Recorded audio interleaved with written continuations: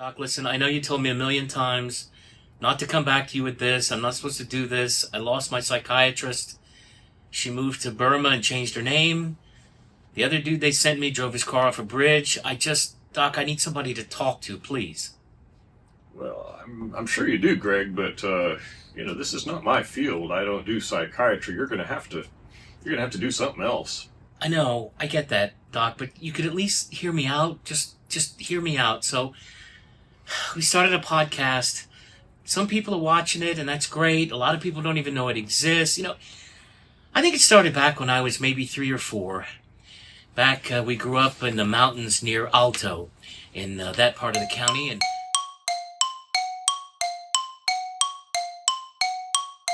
hearing these lying squirrels, and they keep putting ideas in my head back and forth.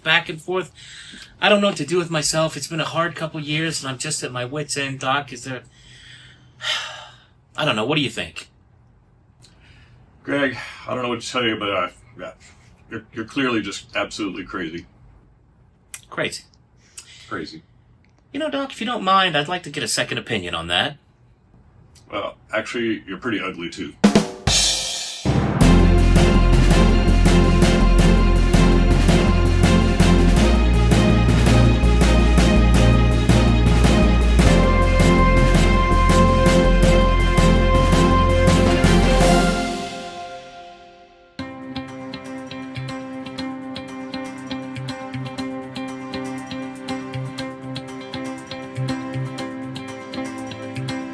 I make a motion to accept the October the 6th minutes. I second. Okay, it's been moved and second. All in favor? Motion carries. It brings us to item number 2. It's not another agenda item on that. That's all we can do with that. It's been approved and second. The agenda is covered. Yes, ma'am. The item is covered. But I can make a motion I can make a motion, okay? No, it's not another thing on the agenda. For the minutes? For minutes, yes. Oh, no, it's already been approved and second. Well,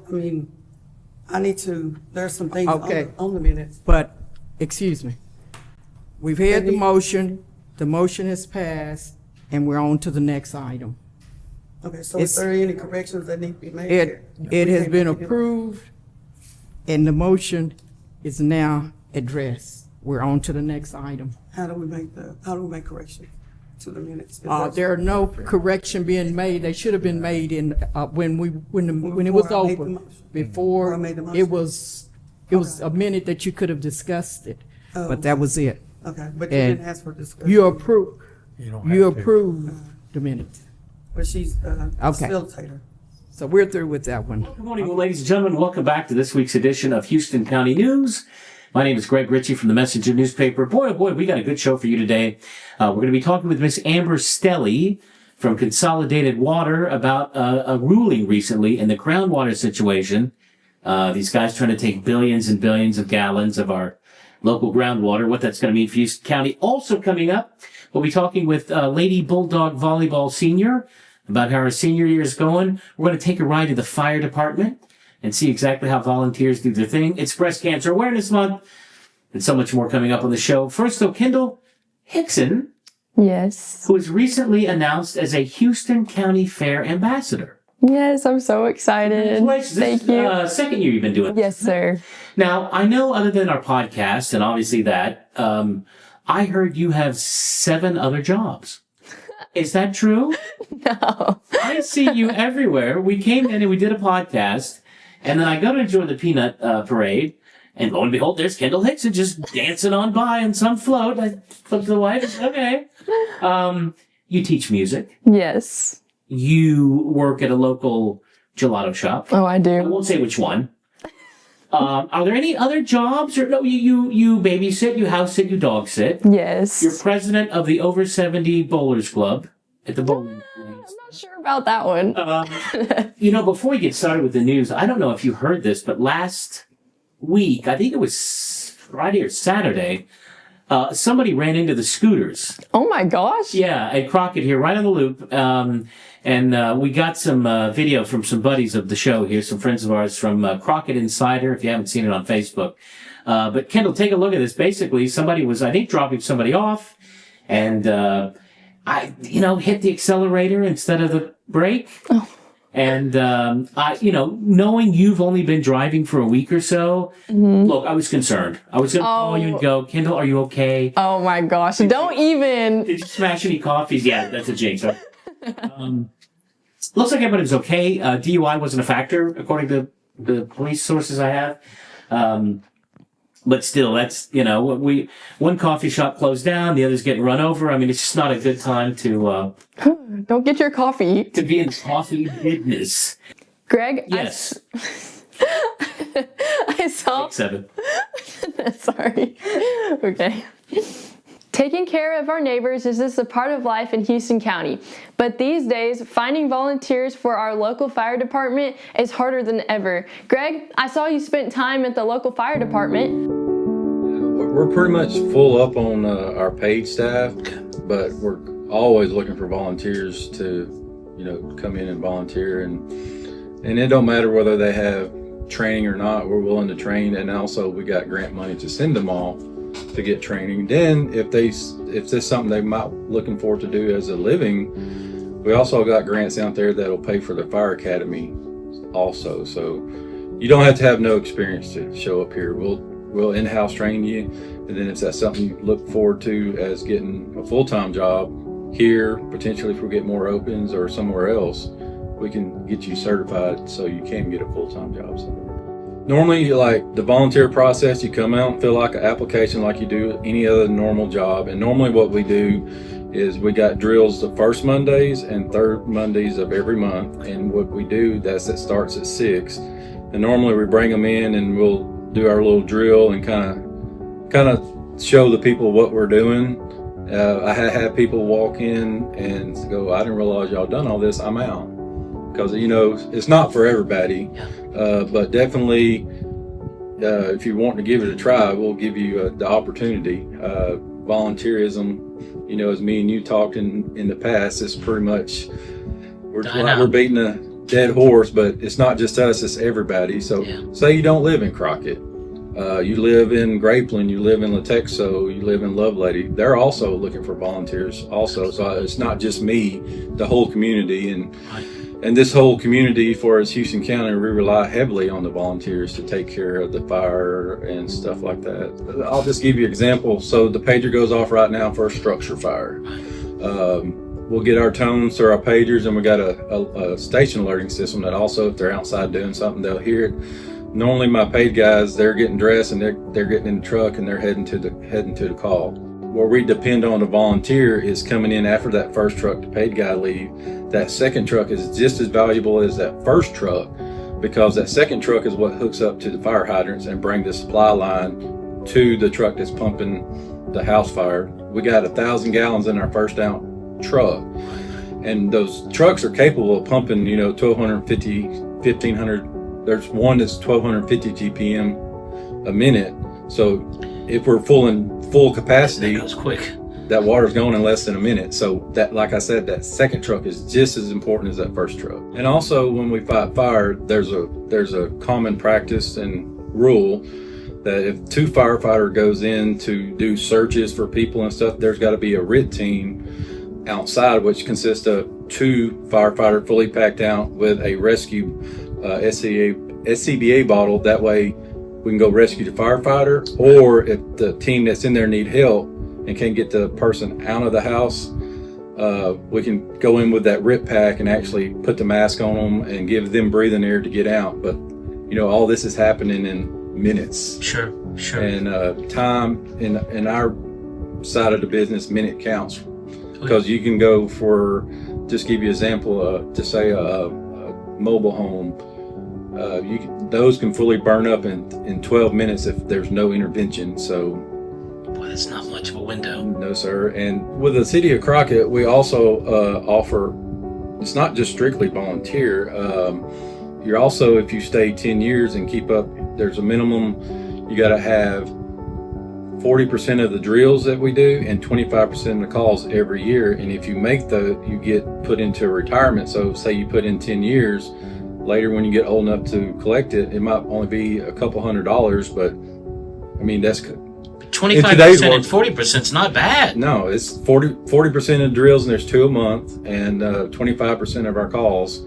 That's easily done. I say it's easily done, but given today's economy and all that stuff, a lot of people can't leave like they used to. So it's a struggle because most people can't leave their job because if they leave, they don't get paid. That's right. Because it's kind of like I guess you say Russian roulette. Who you going to get on a call?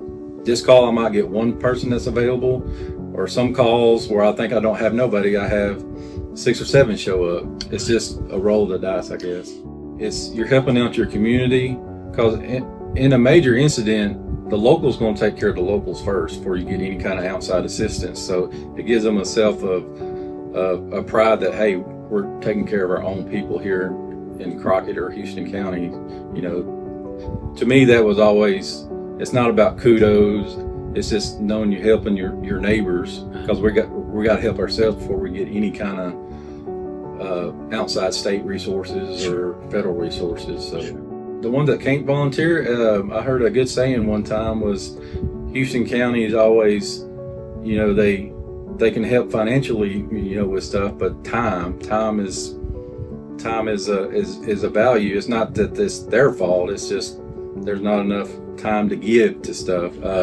But you know, definitely if there's some kind of major incident or something, we might have to rely on people. No, mostly when something major happens, we get people come in, and we'll give you something to do. If it's, say, the tornado came through and we need to collect supplies here at the station, we'll let you. Hey, you can help head up collecting water or stuff like that. And in retrospect, we're still helping out the community. So Well, they're freeing up some of your folks to go do other things. Yes, my limited folks, so that helps us. Yeah. So you know, some people can't volunteer, and I get that, but you know, when something major happens, just realize we're going to be taxed pretty quick on our manpower. Right. So if there's somebody's wanting to volunteer during and I'm sure we'll post something say, hey, we're looking for volunteers to help us during this disaster or whatever might come, and we'll use you, and we'll do a quick training, and sometimes you just got to learn on the fly how to do stuff. So. Somebody's got to feed the Dalmatian, right? Yes, sir.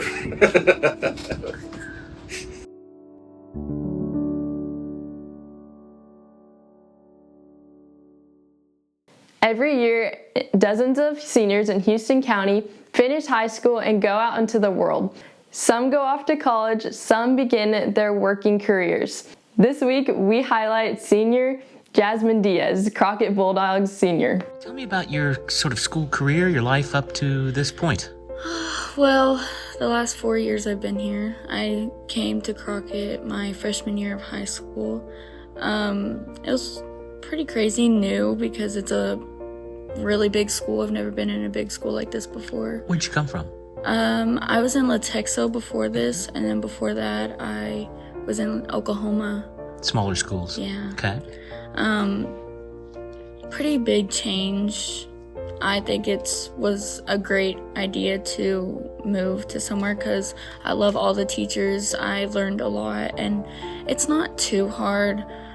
I'm glad it's almost over. It's been a crazy 4 years. Every senior's ready to... Yeah, but I enjoy the teachers and because they're very nice, and me playing sports, I love my coaches and my teammates. They make it so much easier. Well, how's your senior year going? You know, usually that's kind of let off the gas a little bit, right? Yeah, since volleyball is just now ending, I got one more game before the season ends. It's been pretty crazy trying to settle down now, but it's been fun. The girls have made it a lot easier. Well, tell me about sports. I know you do volleyball. What else do you play? I play volleyball and softball. Right? How's that been? It's been good. A little hard since we haven't really won very many games, but... Well, you've been a standout player, though. Like I've seen them called you out as player of the week and stuff. Yes. It's been fun. They're my favorite sports. That's what I love to do. So I plan on at least pursuing one of them in college at some point. Well, let's talk about that kind of stuff. How about academics? Getting good grades? Doing okay? Grades are good. Doing a whole bunch of work or whatever. I've applied to a few colleges. I've got accepted into 2 of them.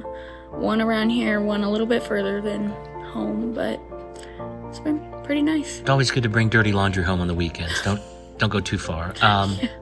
Favorite subjects at school? Stuff you're really good at?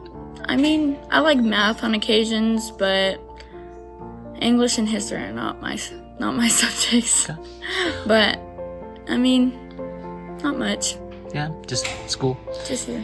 And tell me about the next 5 years. What do we want to be? Where do we want to be? So I have an aunt. She lives up in Wyoming, and she's a travel nurse. And What's a travel nurse? she travels from Wyoming to Colorado. She travels to different states, and she does different things. I'm not sure exactly what she does, but so that's kind of where I'm leaning towards nursing. I've been thinking about doing like a pediatric nurse with kids and stuff, so.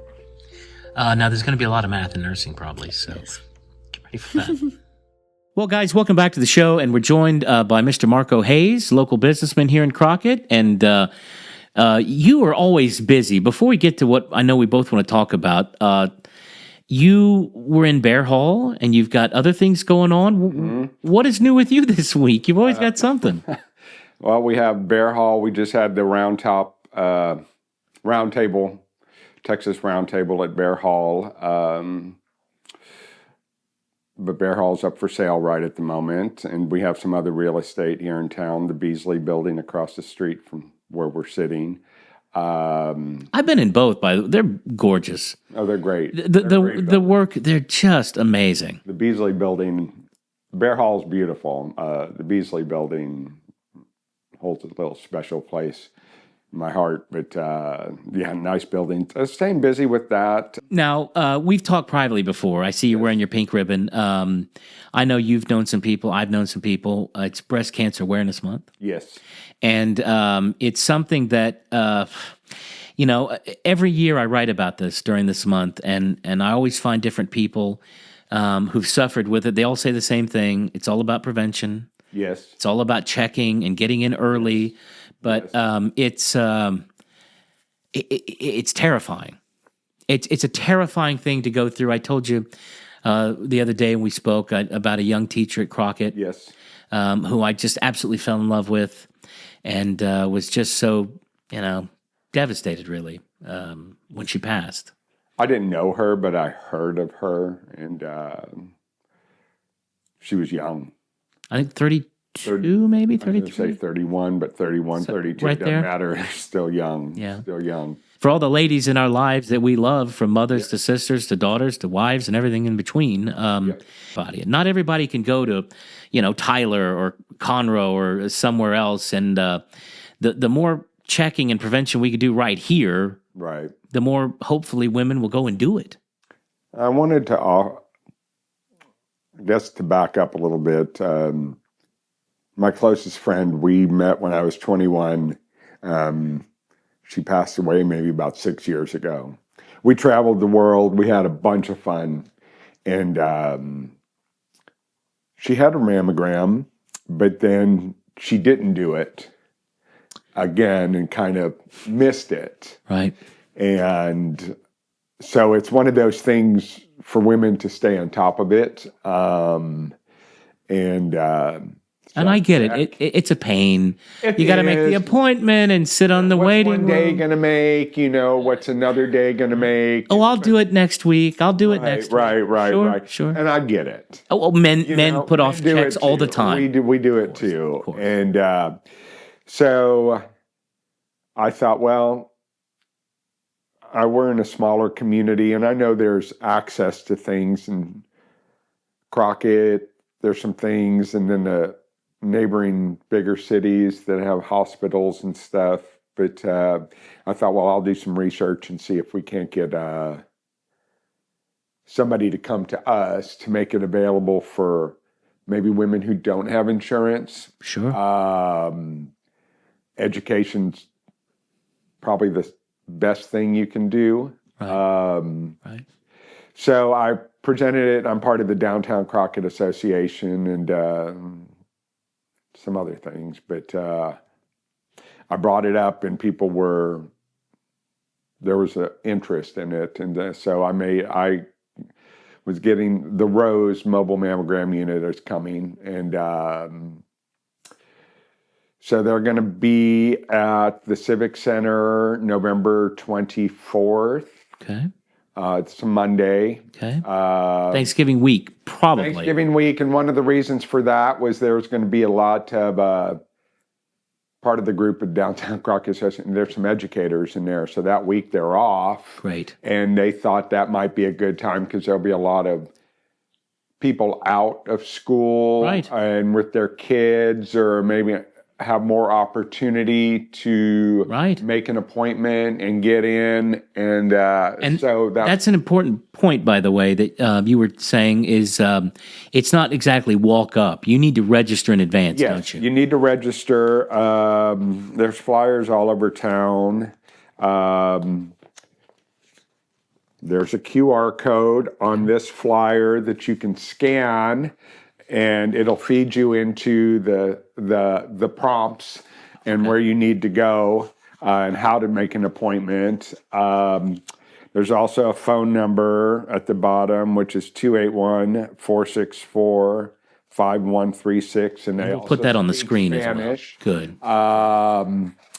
So I think it's a good thing. The lady working with us, Brenda Walker, who's kind of the liaison through the Rose, she keeps me updated on how many women are registered and have appointments and stuff. And so far, we're doing okay.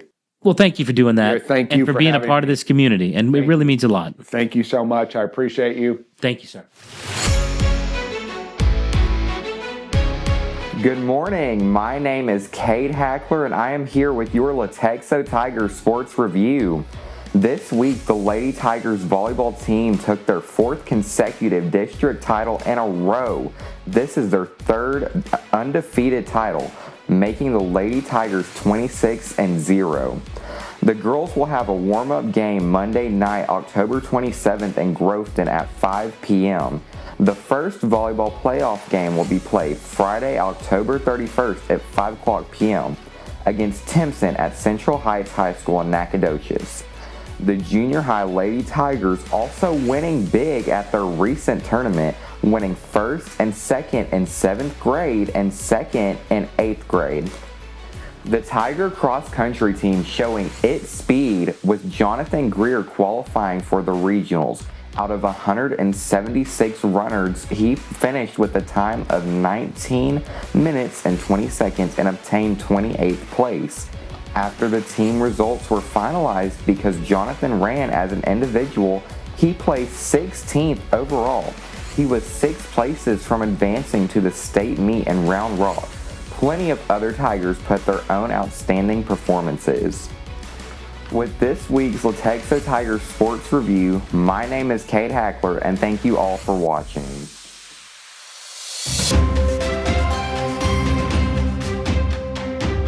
Ladies and gentlemen, welcome back to Houston County News. And this week, pretty big topic in the news. You may have read it in our newspaper. Sanderson Farms had filed a suit against Mr. Kyle Bass and some of his companies that he's been forming to, I'm going to call it a water grab. Our guests may not want to call it that, but I'll go ahead and say that. And basically, the suit was over some board members that shouldn't have been there or had conflicts of interest. Anyway, what does this all mean for Houston County and what we have going on here? And who better than Amber Stelly, General Manager of Consolidated Water, and also the Vice President of the Houston County Groundwater District Steering Committee. Is that right?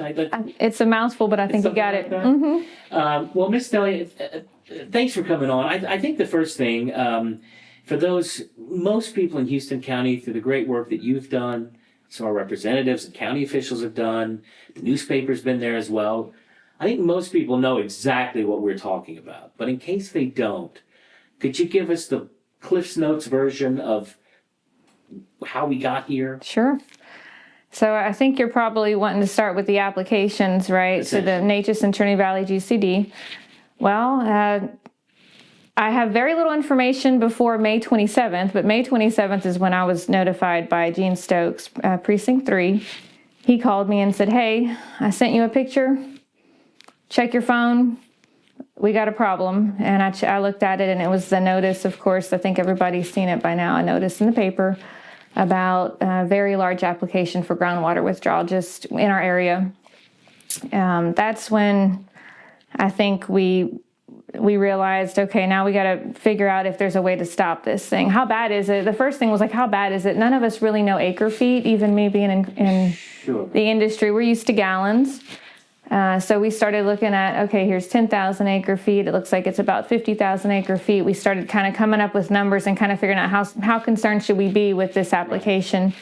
Perhaps this is a little bit of unnecessary alarm. Just a couple of back of the envelope calculations, and we figured out, okay, it's at least 20 times what we pump in a year, but maybe more. Do a little bit more digging, and then we figured out, okay, this is a substantial amount of water, and it's very close. And there's some ambiguity as far as what it will be for, but it doesn't look like it'll be for any sort of project locally. It appears the plans to transport it to big cities and. That was our concern initially, though there was very little information. Once we were able to get our hands on the hydrology studies that were submitted by the applicant, they do cite use in regions other than Region I of the State Water Plan and regional planning, and so it does look like it's export. But how it started was the notice in the paper. Really, I think it was a few people saw it and started asking questions, and it filtered down to us. And that's when we started sort of doing a quick risk assessment and trying to get other stakeholders involved. We are familiar with the name. They're members of ours. Consolidated has a meter on that property. And it's like if you filled up, Monty Jack Driscoll Stadium, 16,000 times, some ridiculous, and even that, your brain doesn't really, this could be, life-changing amount of water going out. And I don't mean life as if somebody's going to, die of thirst, but our way of life, ranching and farming and things like that. Mm-hmm. Well, we know it's an unprecedented amount of water, so that is a cause for concern. And just looking at Texas Water Development Board data for 2022, 2023, it's somewhere between 10 and 12 counties worth of water being withdrawn from a relatively small area. Everybody's talking about southern Anderson and northern Houston. Essentially, that's where it's sort of concentrated, isn't it? Right, the wellfield that we're most concerned about, but really both the Redtown wellfield and the Pine Bliss, they're pulling in part from the Carrizo Wilcox. Of course, Pine Bliss also pulls from Queen City, which is a very vulnerable minor aquifer. So we should all be concerned about that as well. But it's a lot of water when you look at historical pumpage in this area. Did you ever think that, something like this would happen here, that somebody come in with such a big straw, basically, and plant their flag here? We had concerns about 2 years ago. We were approached by Conservation Equity Management, Consolidated was, and they had a proposal to sell us groundwater, and it was immediately after we drilled our own wells. We were, we were very friendly with them, and we heard them out. We were concerned because the cost was high. I asked them, what is your plan with this property? And they said, our plan's to market groundwater. And at the time, so this is just 2 years ago, we were concerned. Consolidated was concerned at that point. Yeah. We didn't know about the scale, but we did, call some of our attorneys and say, hey, is this something we should be worried about? And just 2 years ago, the thought was, groundwater's too cheap. It's really hard to market it. It's probably pretty low risk. Just kind of, let's just see what happens. And so, no, we did not think that we didn't think that the demand was great enough for someone to really be able to profit from this sort of venture right here in our backyard. Well, so this latest court ruling, just to kind of, again, circle back and explain that, basically says the groundwater district in Atchison Trinity Valley has to do more studies. So for all intents and purposes, it seems, in layman's terms, it's on hold for now. So if you're speaking of the Groundwater Conservation District's motions last week, yes, The they themselves said. So the Natchez and Trinity Valley GCD made a motion at their public meeting last week. And they stated that they were going to reverse their decisions on the application, that they would work on essentially negotiating some things with the petition that you mentioned that I'm not going to get into. And I'm saying this, not right, you, but kind of admitting they got a few crucial steps maybe wrong along the way, and let's scrub that and start again, which is great. Awesome news. The concern now, though, is since Houston County doesn't have a groundwater district, since we know this company and this gentleman that runs it and whoever already owns land in Houston County, doesn't this almost make our situation in a sense worse? Because really they just go, oh, well, that's okay. We'll just start drilling 15 feet that way. Well, I think that's a possibility. The Houston County portion of Redtown is relatively small compared to the whole project size. I think they would be shooting themselves in the foot to some extent if they tried to expand the scope of withdrawal on the Houston County side.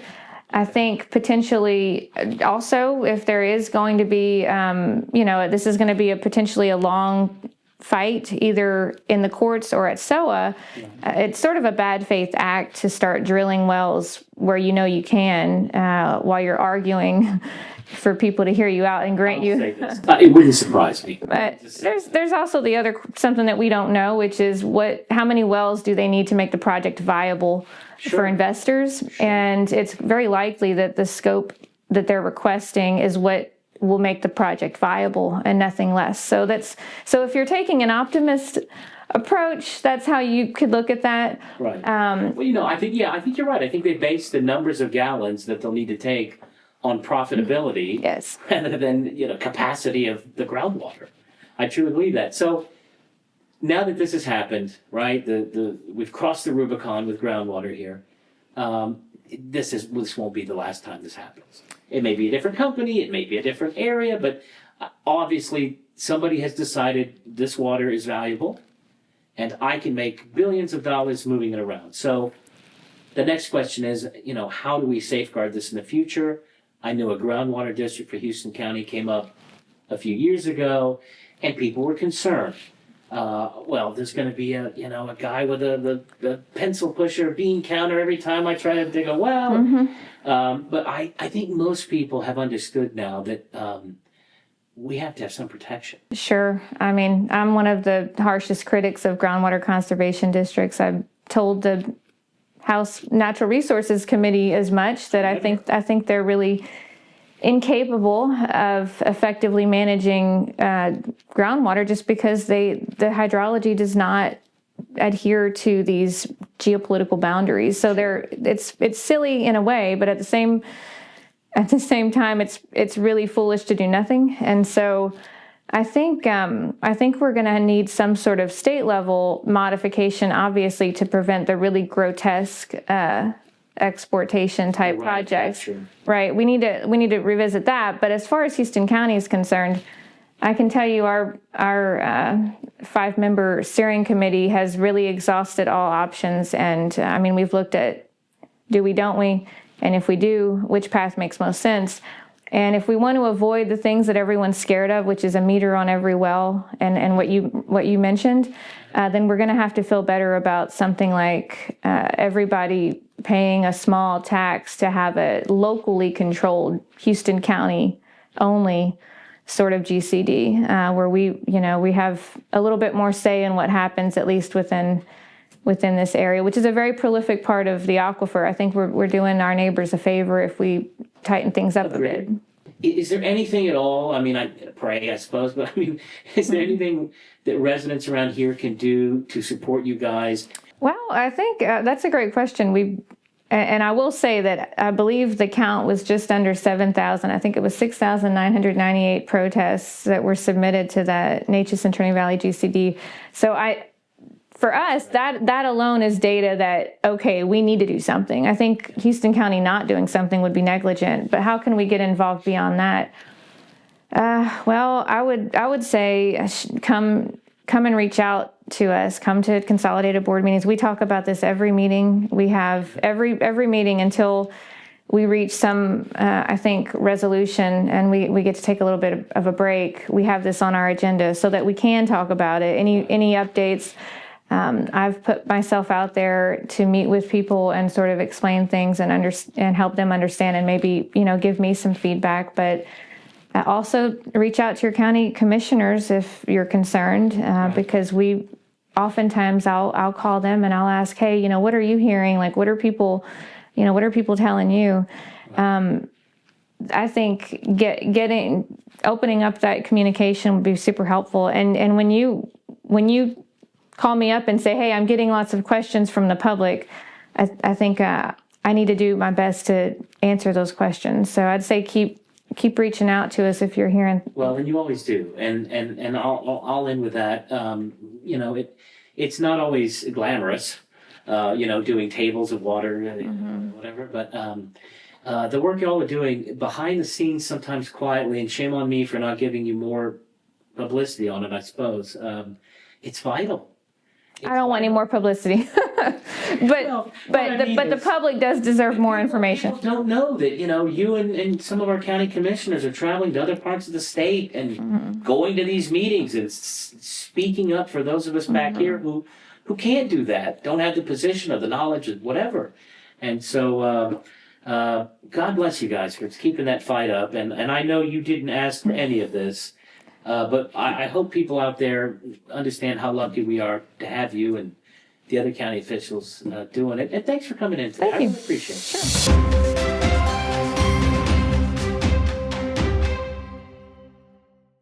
Well, ladies and gentlemen, before we let you go on the podcast this morning, we've got an old friend we'd like to come by. We've asked to join us today and kind of say our closing prayer for us. It's Pastor David Franklin. How are you, sir? Great, Greg. How are you? I noticed you said old, so...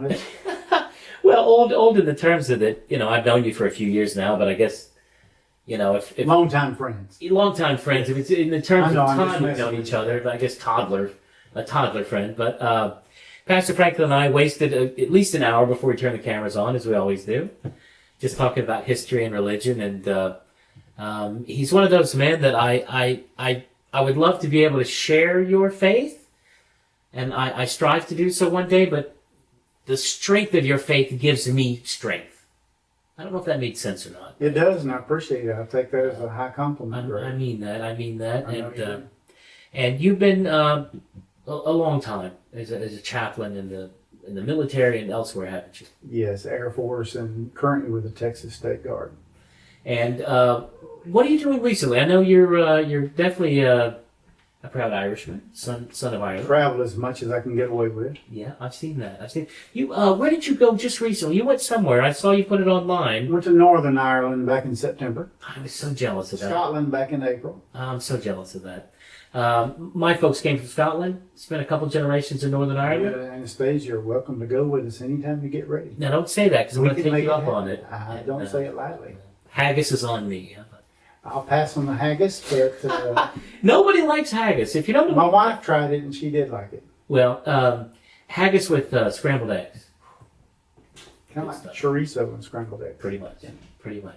Well, Pastor, before we get our stomachs all grumbly here, if you wouldn't mind, every week we have, since we do this Sunday mornings, we ask one of our local pastors to come on and just kind of bless the show and all the good people watching and help us get through another week. Let's pray. Dear Lord, we come to you confessing that we trust in you, Lord. Our faith is in you. We don't know what's best to do.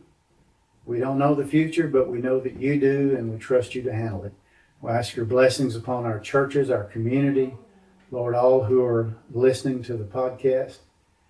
Help us to have faith, Lord. Help us to be the kind of people you would have us to be. In Jesus' name I pray. Amen. Amen. Good to see you. Thanks for coming by. You're too great. How do I get an